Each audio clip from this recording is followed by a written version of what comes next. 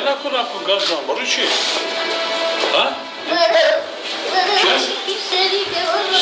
بنیامین 10 ساله و مثل بنیامین صدها هزار کودکان و نورسان زمان صاحب استقلالی خوشطالب و با اقبالند که مورد توجه پیوسته غمخوری‌ها دستگیری‌های دائمی اساسگزار صلح و وحدت ملی پیشوای ملت پرزیدنت جمهوری تاجیکستان محترم امامعلی رحمان قرار دارند. تشخیص میکنن همیشه تمام میگیم در مثال توجه به وضع سلامتی بنیامین خردسال از جانب پیشوای ملت محترم امامعلی رحمان باز میتوان هزارها نمونه دیگر خصلت‌های جوانمردی، مردم سالاری و بشردوستانه سرور دولت تاجیکستان را تاکید کرد که در دوران نوین دولتداری ملی عملهای بی‌سابقه و بی‌نظیر میباشند.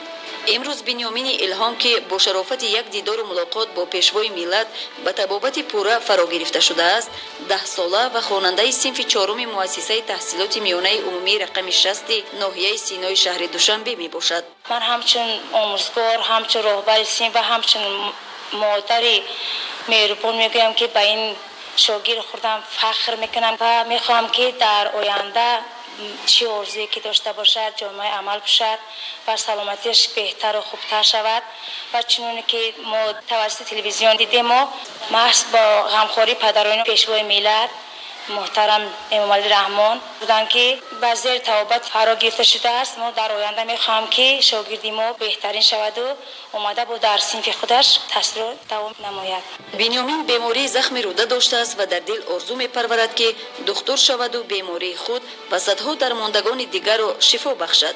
در عین زمان این نسل خوشطالع زمان استقلال با دستور بی‌واسطه اساسگزار صلح و وحدت ملی پیشوای ملت پرزیدنت جمهوری تاجیکستان محترم امامعلی رحمان به طبابت فرا گرفته شده است. به رفت طبابتش زیر نظارت بی‌واسطه پیشوای ملت قرار دارد.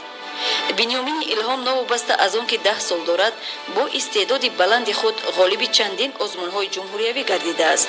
محض اشتراک او در آزمون جمهوریوی فروغ صبحی دانایی بود که تحت توجه سرور دولت قرار گرفت و بنیامین از بیماری خود به پیشوای ملت اطلاع داد. او یکی از خوانندگان خوش‌ذوق خوش‌ذیل می باشد و در آزمون فروغ صبح دانایی وقتی که در ناحیه ما شرکت کردیم او سزاوار جای یکم گردید، اما کمی که سلامتیش او را اذیت میداد در دور شهری وقتی که ما اشتراک کردیم اونجا هم سلامتیش اونقدر خوب نبود، لیکن بسیار کودکی است که همیشه تلاش میکند، کوشش میکند، هیچگاه راه افتاده نمیشد و وقتی که در همین آزمون در دور سیوم در دور شهری ما اشتراک کردیم بنیامین سزاوار جای چهارم گردید و راه خط گرفت به جمهوریوی و در همینجا او در نزد خود مقصد گذاشت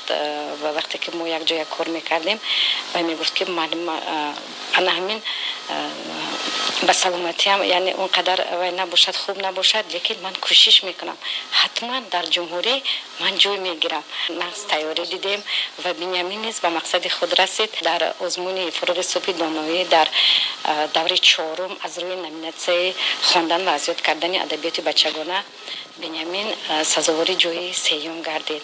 در جمهوری تاجیکستان در سالهای صاحب استقلالی در دایره سیاست خردمندانه پرزیدنت جمهوری تاجیکستان بهر تامین حقوق‌های کودکان و حیات پرارزش آنها شرایط ارزنده فراهم آورده شده است. محض فضیلت‌های نیک انسانی و غمخواری‌های پدرانه پیشوای ملت است که نسل نورس پیوسته زیر غمخواری قرار دارند و امروز بنیامین نیز با جلب بهترین متخصصان به تشخیص و طبابت فرا گرفته شده است. طبق سپارش و دستور پیشوای معظم ملت پرزیدنت جمهوری تاجیکستان محترم امامعلی رحمان که این گونه فرزندان فعال جمهوری را به مثل من بنیامین الهام جان را هم دستگیری همه‌جانبه میکنند هم و در زیر نظارت خود قرار دادن در شعبه گاسترونترولوژی قسم ما بستری کرده شده است. بهترین متخصصای جمهوری جمع آمده در هیئت کانسیلیوم تشخیص گذاری کرده شده است.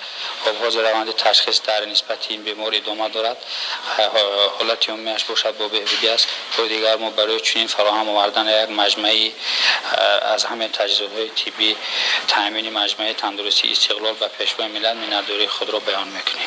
سپاس میnnتداری خود را به پیشوای ملت امام علی رحمان میرسانم که این روز پسر من عین حال تحت نظارت بهترین متخصصات هست و به توابط فرا گرفته ایستاده است. من خیلی میnnتدار هستم از توجه و غمخواری های پیشوای معظم ملت. محض به خاطر حفظ حقوق‌های کودکان و نورسان در تاجیکستان مقام وکالتدار عاید به حقوق‌های کودک تأسیس داده شده است. تأسیس نهاد مخصوص گردانیده شده ملی وکالتدار عاید به حقوق کودک از جمله اقدام‌های نجیب راهبریت دولت حکومت جمهوری تاجیکستان میباشد که نشانه بی‌سابقه غمخواری و توجه در نسبت کودکان و نورسان تاجیکستان است. با اقدام اساسگزار اصول وحدت ملی پیشوای ملت پرزیدنت جمهوری تاجیکستان محترم امام علی رحمان سال 2016 در جمهوری تاجیکستان نهاد نو یعنی وکالتدار عاید به حقوق کودک در جمهوری تاجیکستان تأسیس داده شد. سال چهارم است که ثمرناک فعالیت میکند. در این زمینه دستگیری ماده معیشی اجتماعی، تامینات داروباری و واسطه‌های توانبخشی به کودکان امکانیتشان محدود و نیازمند نیز در جمهوری تحت نظارت پوره قرار دارد. خانواده بنیامین از توجه و دستگیری‌های انساندوستانه پیشوای معظم ملت محترم امام علی رحمان افتخارمندند و باوری دارند که این دستگیری‌ها بنیامین را به آینده نیک دلگر می‌نماید.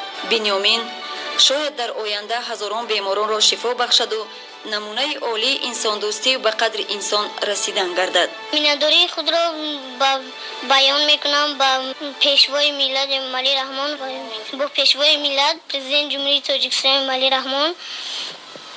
ناگهان همین خیلی وا خوردیم و با من گفت که پدر مادر چیکار میکند و من گفتم پدرم سرحدبان است، مادرم خانشین است. بعدا او باز گفتن که در آینده خودتون چی شدن میخواهید؟ من گفتم دکتر. کودکان و نورسان تاجیکستان نیز در نوبت خود در دنیای کودکی و نورسی خود پیشوای معظم ملت محترم امام علی رحمان را دوست می‌دارند و همچون دستگیر و غمخواری دائمی خود به خدمت‌هایش در راه دولتداری و بشردوستی ارج می‌گذارند.